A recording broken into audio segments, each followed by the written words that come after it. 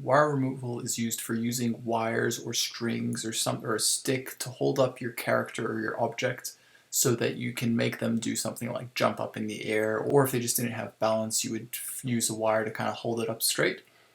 And then you would remove this wire here in post. There's lots of ways to do this. We will be using Photoshop. That's one of the best ways to do it.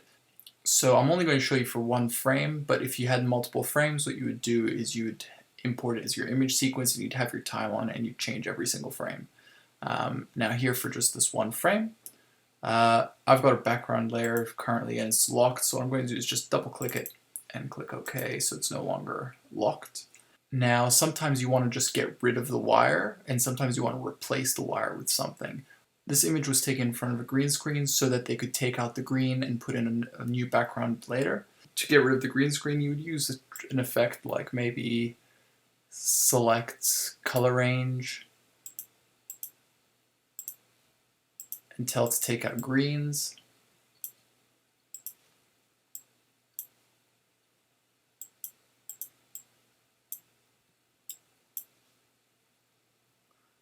And I'll click OK. And that kind of selects the green. Let's see what happens when I delete it. And I'll delete it just to kind of give you a quick example. And then what you do is you could put whatever background you want, so make it, you know, this rat thing to be jumping out of like a castle or a volcano, up to you, whatever you want. And then what you would do is you just get rid of this wire, which is pretty simple. You'd use something maybe like a lasso tool. Lasso tool you can click and drag and just hit delete. So I'm going to just click and drag this area, for instance, hit delete, that now it's gone. This area, hit delete. I could use masks as well. That's actually probably a better way to do it. But I'm going to just do a quick and nasty, just select and delete bits. And now that I'm getting close to the important bits, this is where you have to try to be careful. And now maybe I'd use a mask for this bit, but I won't actually bother using a mask. I'll just use maybe the polygon lasso tool because I can kind of manually go in and put in some points without worrying about my hands shaking too much. And delete that. Now you could use any other Photoshop tools you want. This is Photoshop, you've got lots of power in here. But that'll do for now. Now of course I should have done the green selection a lot better, and that's how you get rid of a wire, and then you would just export this. If you brought in a timeline, you'd do it for each frame, and then you'd export the entire timeline. Now if you weren't using a green screen, what you would use is you'd want to fill in this background so that if there was something behind it, you would kind of have that look like this thing look like it's transparent. Now the way you would do that is you'd use multiple tools. One option is the clone stamp tool. What the clone stamp tool does is it allows you to copy paste an area, say this area, and copy paste it here. So if you had something like clouds in the background, those would probably blend in quite well. So that's one way to do it. So click on that. And then now if I just click here, the clone stamp tool says, hey, it can't really do that. First you need to do Option click to define a source point. So what that means is I have to hold down Option on my keyboard, sorry, and then click in a place that's kind of nearby. So I'm going to click here, this area, because it's quite nearby to the wire. That's copy pasting this. And now when I click, it's giving me another error saying rasterize the smart object. You can see over here it's a smart object, so I'll say yes, rasterize it. And let's try that one more time. There we go. And now you can see it's copy pasting the part on the right to the left. So just click and drag, click and drag, click and drag. Each time you click, it creates a new copy paste point. So now I might copy paste this area from the right, copy paste here. So Alt click or Option click and then click and drag.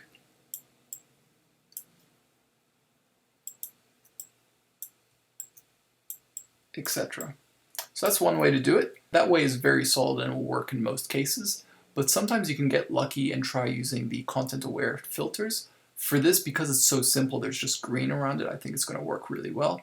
What that looks like is I'll usually use the lasso tool because it's a quick and easy selection, and I'll quickly just draw around the wire and hold down Shift and Delete.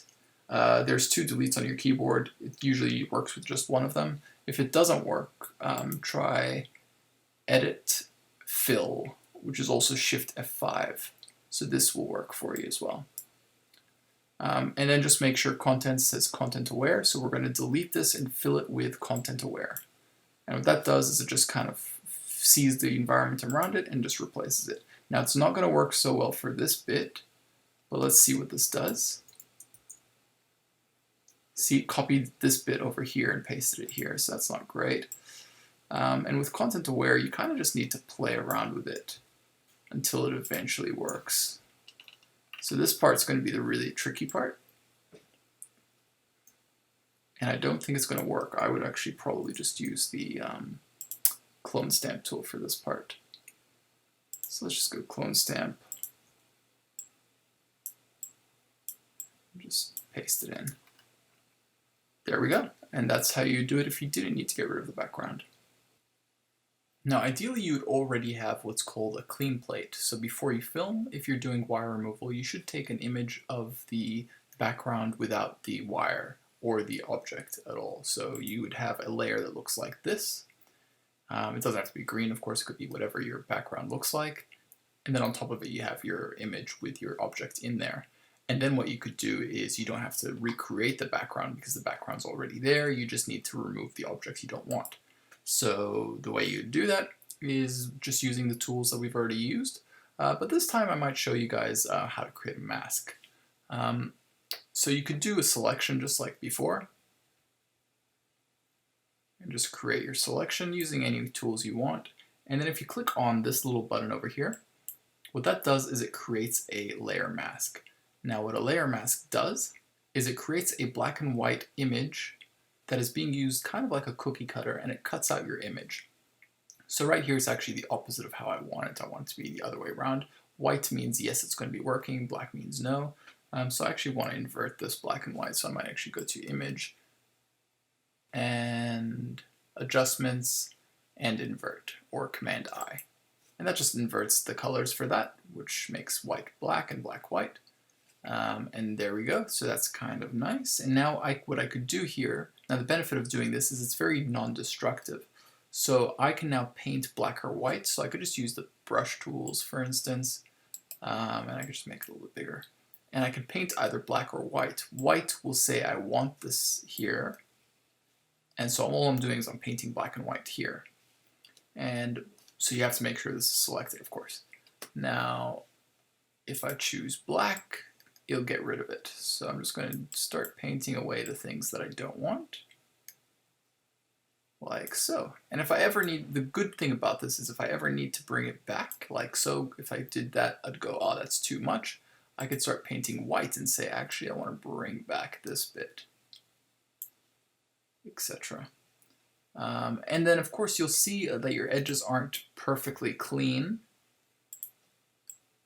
There's like a little bit of a harsh line there. You could just soften these lines with the blur tools or anything like that. So what I might do is I might just use a soft brush and just kind of feather that out a little bit. There we go. Something like that. So you can see it's a lot better if you already have a clean plate. So make sure you do this if you can. You can also create a clean plate on your own using the tools we used, like the clone stamp tool, but that'll just not be as clean and it might take a little bit of time as well.